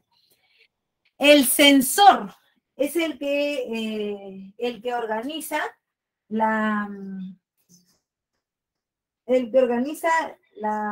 el conteo poblacional, ¿no? A través de la riqueza. Él sabe cuál es la organización de la población. Por ejemplo, sabe... disculpa. El censor es el que tiene, digamos, la lista de personas de acuerdo al dinero que tienen en Roma, ¿no es cierto? También cumple otra función, que es esa que te acabo de decir, es la del censo, o sea, la lista. Pero también hay otra que es la censura, ¿no? La censura tiene que ver con que para que tú te presentes a una magistratura en Roma, o sea, tú no es que seas un santo, pero tampoco es que, digamos, tengas un prontuariado, pues, ¿no? Los romanos se fijaban mucho en que la persona que quiera tener un cargo público tenga un pasado por lo menos aceptable, pues, ¿no? Por ejemplo, si tú has vendido a tu prima, alquilado a tu mamá, ¿no? Has hecho esos acontecimientos amorales, y entonces tú no puedes de ninguna manera puedes tener un cargo público, porque mira la persona que es, profesora, qué bacán sería que eso se haga ahora, ¿no? Claro, debería haber un censor, alguien que antes que la gente postule le dijera, oye, este puede, esto no puede, este está cumpliendo o incumpliendo alguna norma, ¿no? Eso sería, digamos, lo esperable, ¿ya? Y también tienes el edil. El edil es el que se encarga del ornato, el peso, las medidas en las ciudades, ¿no? Por lo general es algo así como un alcalde, ¿no? Pero que se centra más en el ornato, ¿no? De las ciudades. Y por otro lado está el cuestor, que es el cuestor es el que cobra los impuestos, ¿no? El pata que lleva el balance de la plata en la República Romana, ¿ya? Y en cuanto al derecho, recuerda que el derecho surgió de la lucha de los plebeyos por mayores derechos contra los patricios. Y ahí el punto clave donde ganaron mucho espacio los plebeyos fue en la ley de las 12 tablas, ¿no? Que propone la igualdad jurídica. Quiere decir que no importa si tienes más o menos plata, lo importante es que ante la ley los castigos, ¿no? Y los crímenes son de la misma índole para todos, seas patricio o seas plebeyo. Ahora, también está la ley Canuleya. ¿Y qué es lo que tenemos que decir sobre la ley Canuleya? Bueno, la ley Canuleya es la que permite el matrimonio entre patricios y plebeyos, ¿no es cierto? Entre patricios y plebeyos. Porque los patricios poco a poco van perdiendo, ¿no? Poco a poco van perdiendo espacio, poco a poco van perdiendo, sobre todo, poder adquisitivo. Después de las guerras, ¿no? Al contrario de que, uy, me va a ir mejor, los patricios han dejado mucho tiempo sin producir sus tierras porque las que lo producen son los plebeyos. Como los plebeyos no han podido ir a los campos, ellos tienen un poder adquisitivo más reducido, ¿no? Los patricios tienen un poder adquisitivo más reducido. Para poder ganar ese estatus económico, tiene que hacer algo, pues, ¿no? ¿Cómo hacer? Yo mismo lo produzco, ¿qué hago? No, bueno, mejor caso a mi hija con un plebeyo que tiene plata pero no tiene apellido. Y yo tengo apellido pero no plata. Entonces nos juntamos con la ley Canuleya y ya cada quien feliz con lo que tiene, ¿no? Y por último, la ley Licinias Estias, que nos permite llegar al consulado, que ya lo habíamos visto, y la ley Gulnia, que da el acceso de plebeyos al sacerdocio, algo que antes nunca se había visto porque eran impuros. Bien, ¿hasta ahí hay alguna duda, alguna pregunta, algo que no hayas entendido? Por favor, déjame saber en el chat.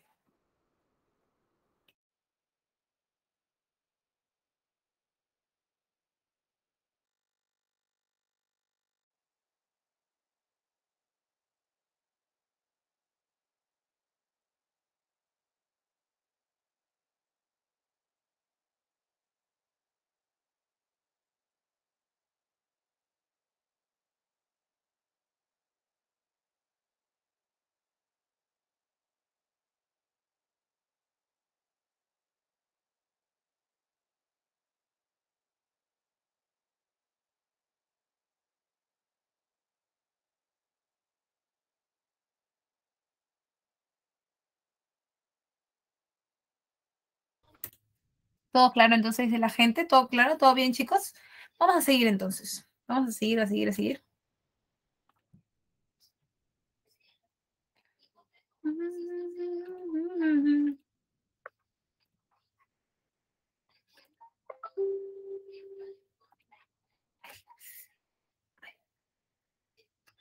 ¿Qué pasó? Me devolvió acá. Ok. Vamos ahora con la expansión romana. ¿Y qué es de la expansión romana, profe? Bien, vamos a ponerlo en grande. Cuando hablamos de la expansión romana, tenemos que tomar en cuenta algo bien importante. Que Roma, al principio, como ustedes lo pueden ver acá en el mapa, al principio, Roma era una sociedad muy pequeña, ¿no? Era pequeñita. Inclusive la bota italiana, la península itálica, no estaba totalmente conectada, no estaba totalmente organizada, ¿no? En la península itálica solamente estaba ocupada en el norte y en el centro. Estaban desconectados, pero ocupados, ¿no? Entonces, eso provocó que los romanos tengan problemas, ¿no? Tengan problemas porque en cualquier momento podrían ser invadidos, inclusive podrían haber sido ocupados sus terrenos por los griegos, ¿no? Antes de que ellos se expandan. Entonces, cuando hablamos de la expansión romana, primero hablamos de la conquista de la península entre el siglo V y el siglo IV antes de Cristo, ¿no? Se unifican los pueblos del norte y del centro derrotando a la Magna Grecia. Profesora, ¿cuál era la Magna Grecia? ¿Te acuerdas? Este pedacito de acá. Este de acá, ¿te acuerdas que era como la media de la botita?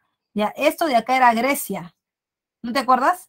Que teníamos Grecia continental, Grecia peninsular, Magna Grecia. Ya, esto era esto de acá. Era esto de acá. Esto y esto un pedacito de acá también. Entonces los romanos los desalojaron y unieron esos territorios, norte y centro, y además desarrollaron, sacaron a los griegos de la Magna Grecia, ¿no? Ahora, una vez ya impuesta la península, ¿no? Va a comenzar el dominio del Mediterráneo occidental. La pregunta es, ¿por qué tú crees, o por qué crees tú que los romanos quisieran dominar el Mediterráneo occidental? Vamos, te leo. ¿Por qué querrían dominar el Mediterráneo occidental? Claro, pues acá, pues Juancito, claro. Querían el control comercial, ¿sí o no? Querían la salida al comercio del Mediterráneo. Eso es lo que querían. Acá en el mapa se puede ver bien.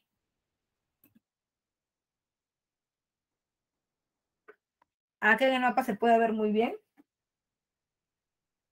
Y para tomar este territorio hay que cerrar todo, ¿sí o no? Hay que tomar esto, tomar todo esto de acá. Se va a empezar por el África, ¿no? Y ahí es entre los siglos 3 y 2 antes de Cristo, en donde la batalla de Sangma, ¿no es cierto? Derrota a Aníbal Barca por Carlos Javier Palas Puente, ¿no? Acá está este retrato, ¿no? La batalla de Sangma, y este es el autor. Ahora, esta imagen nos hace remontar al enfrentamiento de los romanos contra los cartagineses, ¿no? Aníbal Barca con sus elefantes blancos, ¿no? Tratando de evitar que los romanos ingresen con todo a Cartago, pero no lo logra, ¿no? Aníbal Barca era un fiel opositor de los romanos y un fiel amigo de la reina Dido de Cartago, ¿no? Finalmente no pudo frenar el avance romano y los romanos tomaron el norte de África, Cartago, el sur de la Hispania, ¿no es cierto? Y con esto, más Italia ya cerraba el control del Mediterráneo, ¿no es cierto? El control del Mediterráneo. Bien, por otro lado también recuerda que esas guerras púnicas que enfrentan a Roma y a Cartago, ¿no?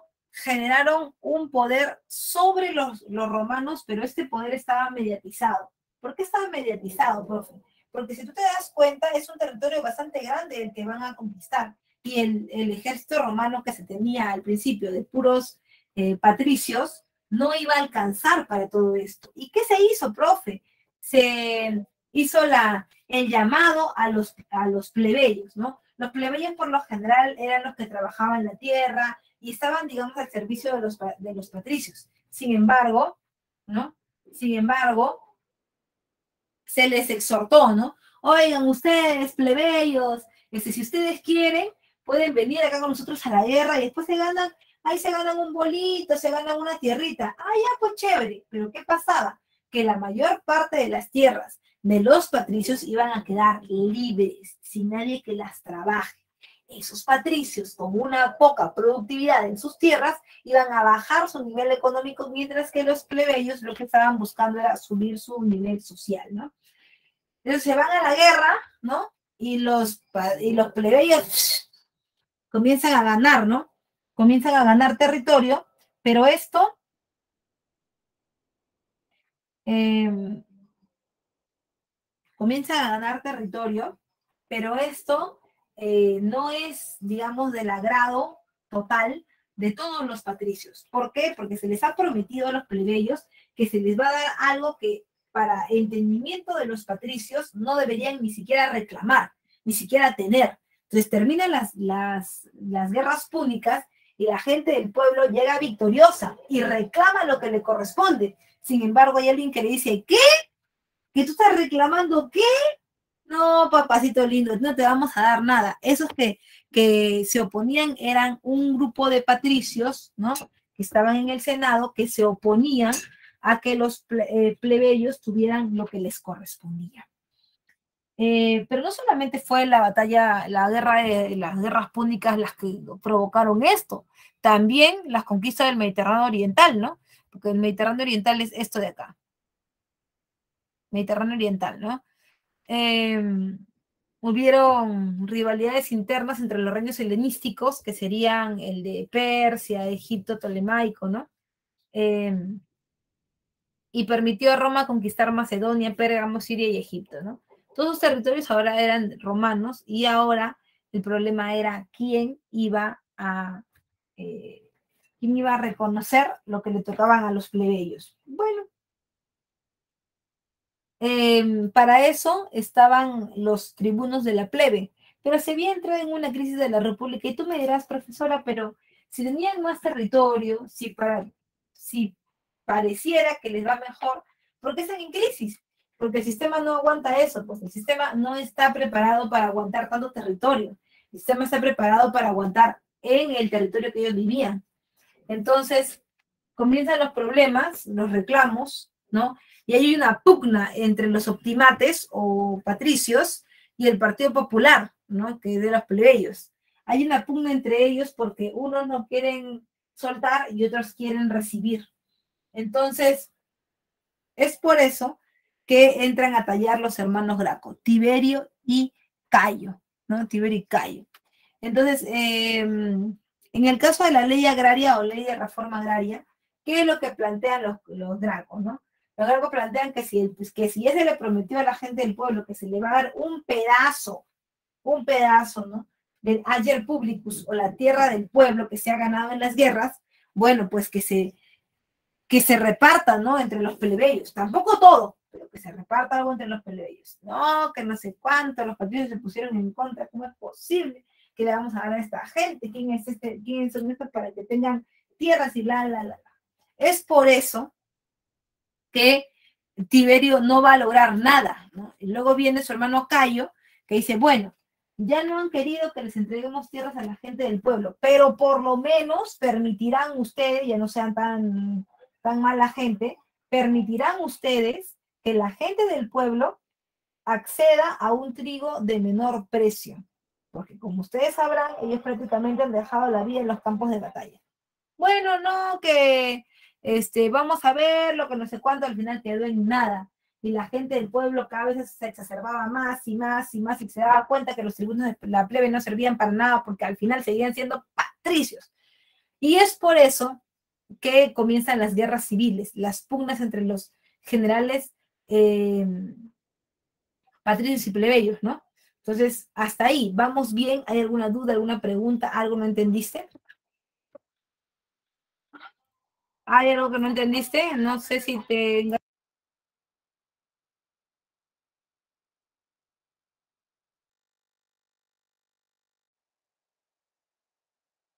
Optimates conservadores, populares tipo liberales. ¿Sí?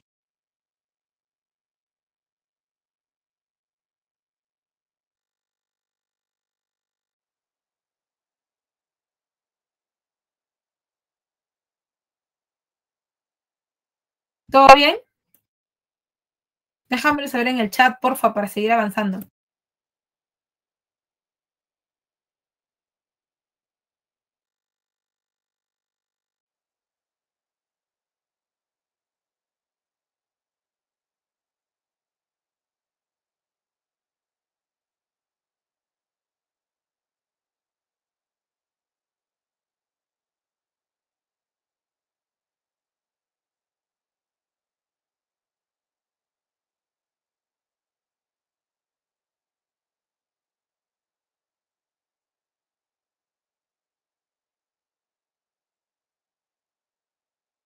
Ok, seguimos entonces. Vamos con las guerras civiles, ¿ok? Vamos con las guerras civiles. Hablamos de las guerras civiles de la República Romana y decimos que son pugnas entre esos generales, ¿no? Entre esos cónsules, patricios y plebeyos, ¿no? Por los plebeyos estaban ahí por la conquista de sus derechos y los patricios por evitar que estos pasen a manos de los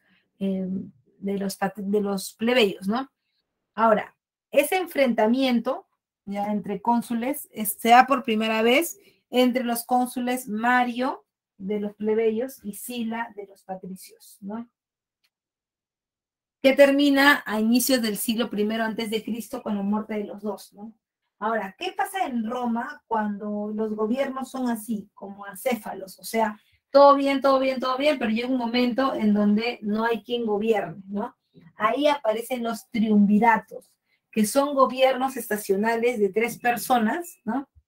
Son gobiernos nacionales de 3 personas que lo que buscan, sin lugar a dudas, es que uno de ellos concentre todo el poder. No siempre lo logran, pero para eso están luchando, ¿no? Ahora bien, en este caso, la primera guerra, que era la de Mario y Sila, va a dejar como consecuencia el primer triunvirato. El primer triunvirato es el enfrentamiento entre Pompeyo, Julio César y Craso. De Craso vamos a hablar un poquito. Craso va a sucumbir, va a perder, digamos, la vida cuando, llevado por la ambición, vaya atrás de los partos, que son un grupo de social, ¿no? Militar, para conquistar, y ahí va a perder la vida, ¿no? Ahora, queda Julio César y Pompeyo. Ambos deciden no hacer un enfrentamiento directo, sino más bien una alianza estratégica política. Esta alianza estratégica política significaría el matrimonio entre la hija de Pompeyo y el mismo Julio César, ¿no? Que va a gobernar bastante bien, con mucha estabilidad, eh, hasta su muerte, ¿no? En el Senado romano. Y finalmente está la tercera guerra, que es el famoso segundo triunvirato. El segundo triunvirato también, ¿no? A la muerte de Julio César queda el gobierno acéfalo, ahora hay un enfrentamiento por el poder, que es entre Marco Antonio, Octavio y Lépido, ¿no? En el caso de Marco Antonio proviene de una raíz del pueblo, es un plebeyo, pero tiene algo importante, ¿no? Y eso importante es que Marco Antonio es un gran experimentado, un militar muy experimentado. Entonces, a él sí le sobra pericia, le sobra experiencia, pero le falta money, ¿no? Y le falta dinero. Y por el otro lado está Lépido. Bueno, Lépido pertenece a la casa sacerdotal, así que él no puede hacer mucho, ¿no? O sea, no es que tampoco puede llegar a grandes enfrentamientos. Pero el que sí puede llegar a grandes enfrentamientos es Octavio, porque Octavio pertenece a los patricios. Recuerda que los patricios por origen son militares, entonces, pero no tenía mucho conocimiento de esto Octavio, ¿no? Parecía que Marco Antonio era el elegido, ¿no? Para seguir gobernando. Sin embargo, eh, esta posibilidad se alejaba mucho en la medida en que necesitaba pues un respaldo económico como para poder entrar en enfrentamiento con Octavio. Y eso lo va a encontrar en el lugar menos pensado. Si nos vamos bien, que onda hasta Egipto, Cleopatra tiene algunos problemas, ¿no? Tiene algunos problemas para poder ejercer el control sobre las zonas egipcias. Y es por eso que ella en su condición de mujer no lo puede hacer, ¿no? Y hay una alianza ahí entre ellos, una alianza Marco Antonio, Cleopatra, para que Cleopatra pueda gobernar sin problemas y para que Marco Antonio pueda ir eh, para que Marco Antonio pueda ir al enfrentamiento con Octavio sin ningún problema, ¿no? Sin ningún problema económico, digamos, sin una limitación.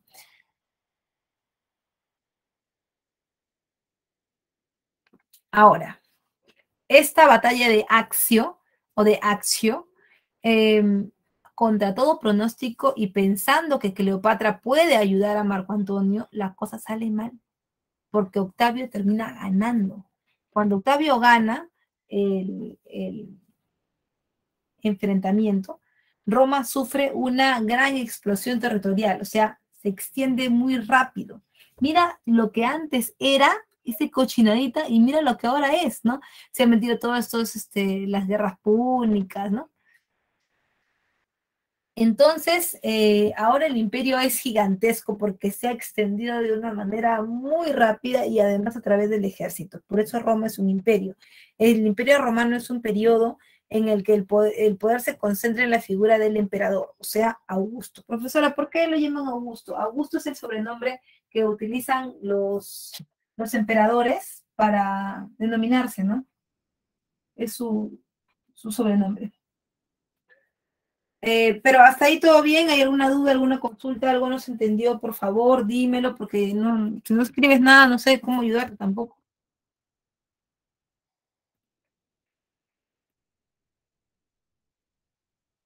¿Qué tenía de especial el ejército romano? Bueno, en su periodo más importante, que es el periodo imperial, ¿no? El ejército romano había heredado algunas condiciones de los griegos, había heredado algunas formas militares, como por ejemplo la falange, ¿no? El ataque en falange, era también un ejército bastante numeroso, en el imperio era bastante numeroso, y por supuesto muy bien entrenado, ¿no? Entonces, estamos hablando de un ejército que es A1, es mucho más fuerte, mucho más consistente que otros del periodo, ¿no? La famosa legión romana, sí. Muy entrenados.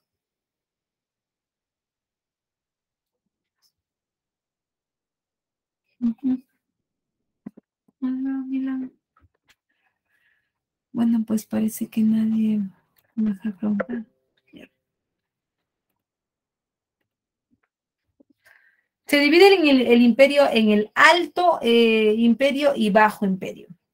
El Alto Imperio es el periodo de inicio, ¿no? El siglo de Augusto, en donde vamos a encontrar el siglo de las luces, digamos, ¿no? El siglo de oro del Imperio Romano. Hay un debilitamiento de las instituciones republicanas, sí, porque recuerda que al momento ya de repartir las tierras, ¿no? Que se habían ganado en la República, ya eso no se volvió equitativo, ya no se respetaba nada y se volvió a un sistema eh, en donde digamos que hay un aumento del poder social sobre el poder político, ¿no? O económico. Listo. Y por otro lado está el Bajo Imperio. En el Bajo Imperio, recuerda, es un periodo de inestabilidad política. Hasta la caída del Imperio Romano de Occidente, ¿no? Vamos ahí. Tenemos caras conocidas.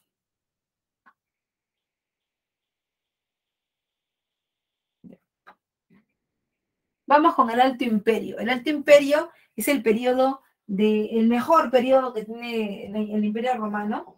Y en este periodo vamos a notar que se desarrolla la Pax Romana. Profe, ¿qué es la Pax Romana? La Pax Romana es el periodo de tranquilidad, de equilibrio, de estabilidad interna del imperio, ¿no? Que le permitió hacer muchas cosas diferentes. Por ejemplo, como no habían guerras, enfrentamientos, nada, bueno, le permitió desarrollar en su espacio urbano, ¿no? Porque los romanos habían venido una expansión, pero esa expansión no había sido planificada, simplemente habían ganado la guerra y se habían expandido. Ahora ya no, ahora va a haber una planificación una planificación urbana en este periodo y claro, ¿cómo no va a ser estable si duró 40 años, ¿no? 40 años el famoso siglo de Augusto. Después de Augusto llega Adriano, anótalo al medio, Adriano. Adriano da la ley del Optimus. ¿Qué dice la ley del Optimus? Que será emperador romano, ya no el hijo del emperador anterior necesariamente, sino cualquier ciudadano libre, ¿no? Hombre, obviamente, cualquier ciudadano libre que tenga las aptitudes y actitudes que se necesitan, podría hacerlo, ¿no? Y así se pasan buscando todo el imperio alguien que sea apto para el cargo y encuentran a Trajano. Trajano es interesante porque él no proviene de la ciudad de Roma, o sea, de la ciudad capital no proviene, proviene de la Hispania. Entonces, él demuestra que sí, sus dotes son muy buenos y puede expandir el terreno hasta la península, ¿no? Por otro lado, también está Caracalla. Caracalla que da la ciudadanía romana para todos los varones libres del imperio, ¿no? Y ya, finalmente, en el Bajo Imperio, ¿no? De entre el siglo III y el siglo V después de Cristo, tienes a Constantino. Constantino dicta, Constantino trae el edicto de Milán, ¿no? Que dice que no importa si tú eres de la secta tal, el grupo tal, no interesa. Tú puedes tener tu libertad de culto, tú puedes pensar, querer, encomendarte a quien tú quieras, ¿no? Libertad de culto. Eso implica a los cristianos también, ¿eh? Por si acaso. También los cristianos tienen libertad de culto. El poder se está concentrando nuevamente en Roma y en el emperador. Y finalmente está Teodosio. Teodosio sabía cómo era la jugada. Ya para el gobierno de Teodosio, ya Roma ya venía haciendo agua. Roma se estaba hundiendo. ¿Y por qué te digo que estaba hundiendo? Porque el mismo Constantino lo permitió. Porque cuando llegaron otras sectas y otras religiones a Roma, entonces la gente decía, ay, no, pero yo ya para qué me quedo aquí en la religión romana si es mucho gasto, en cambio en el otro lado no se gasta nada, ¿no? Y la gente comenzó a dejarlo. Comenzó a dejar sus iglesias, las iglesias romanas, y eso generó también un problema económico. Ese problema económico no solamente eh, estuvo aquí, sino también estuvo detrás de Constantinopla, ¿no? Y es por eso que Teodosio dijo, no, no, no, no, vamos a dividir para Flavio Arcadio Oriente y para Flavio Honorio Occidente, ¿no? ¿Qué es lo que hay en Oriente? ¿Por qué lo ha dividido así? Porque Constantinopla es Oriente y ahí estaba el billete, la ruta, la plata. Mientras que en Occidente simplemente estaba pues el poder político, el poder religioso, ¿no? Él lo que quería era separarlo porque Teodosio ya veía lo que se venía, ¿no? Se venían pueblos que iban a destruir todo, entonces había que poner la platita a buen recado.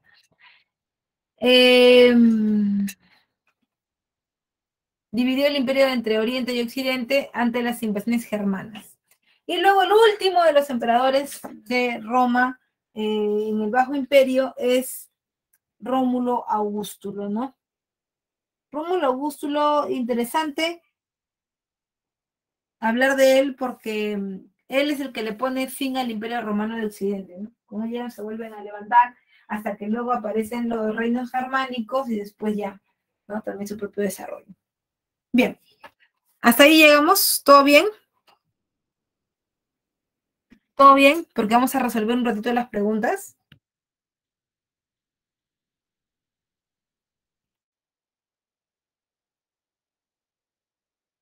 Tengo 5 minutos para resolver preguntas. Voy a proyectar ya.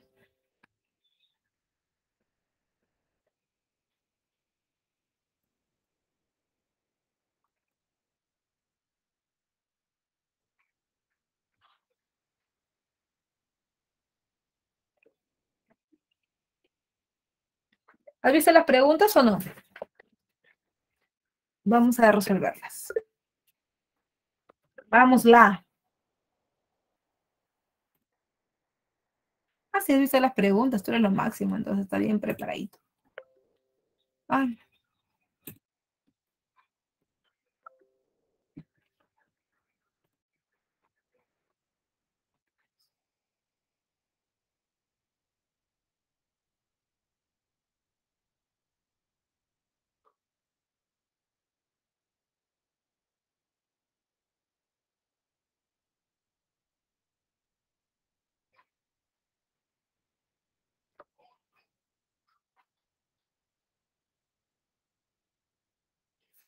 Dice, Grecia no estuvo exenta de conflictos y guerras.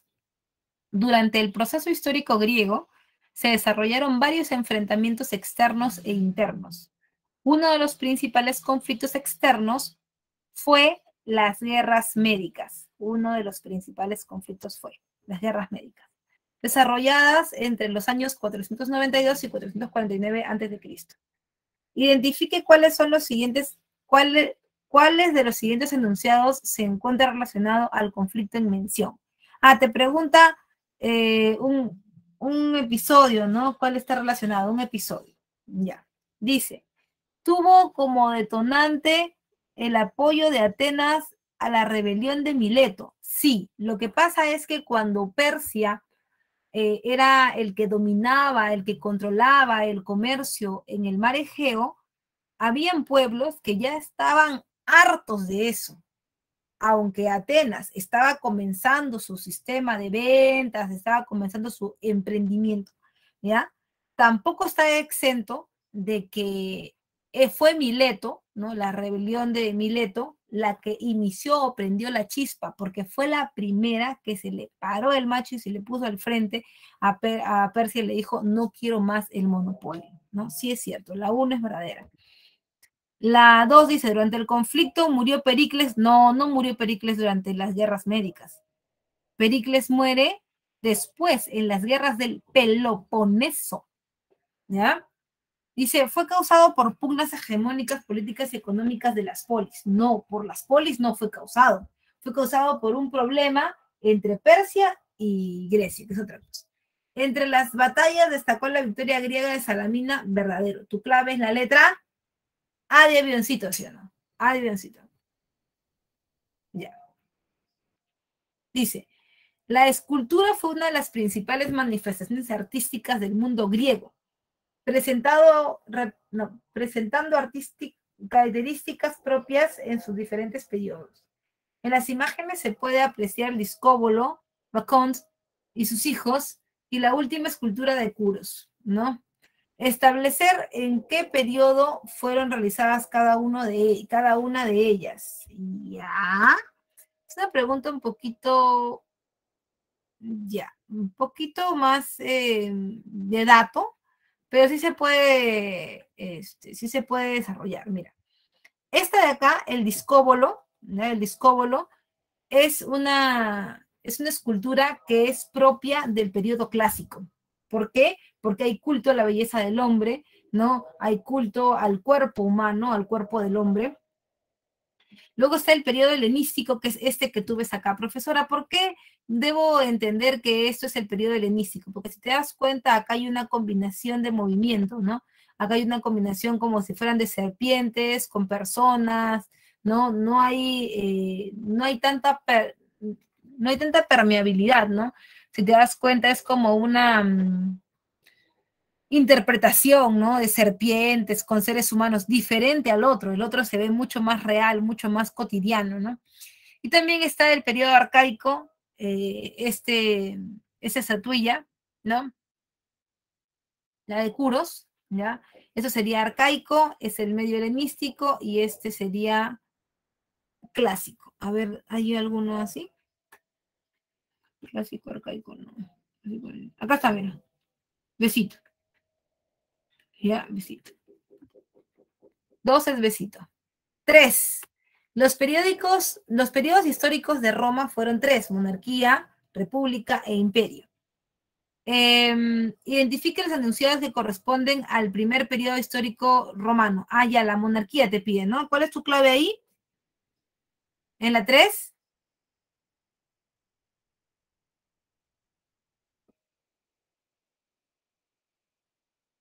Tu clave es la D, ¿no? Dedito. ¿O me estoy equivocando? Dedito, o sea. 4 es... disculpa. Claro, dedito, dedito. 3 es dedito, ¿ah? 3 es dedito. 4, la ley de las 12 tablas, igualdad jurídica. La ley Canuleya, matrimonio. Licines estias. Licines estias. consulado, ¿ya? Y Ogulnia, sacerdocio. ¿Cuál es tu clave? Casita. 4, casita. Y en las 5, por último, la religión romana fue influenciada por Grecia y la extensión del imperio tuvo como consecuencia los contactos y asimilaciones de cultos orientales e incluso pueblos bárbaros. El cristianismo fue duramente perseguido en los primeros siglos del Alto Imperio. Más tarde, durante el Bajo Imperio, se fueron estableciendo medidas como el Edicto de Tesalónica, en donde se convierte el cristianismo en la religión oficial de Roma. ¿Sí? Tu clave ahí es, en las 5 es la letra D, ¿cierto? Dedito. Bien, chicos, hasta llega mi separata del día de hoy. Espero que haya sido fructífera, que hayas aprendido, ahora que puedas diferenciar guerras del Peloponeso, ¿no? Guerras médicas, guerras púnicas, ¿ok? Así que no siendo más, yo me despido de ti y nos vemos la próxima semana, esta vez en un capítulo más de Historia del Perú. Chau, chau. Que tengas una súper semana.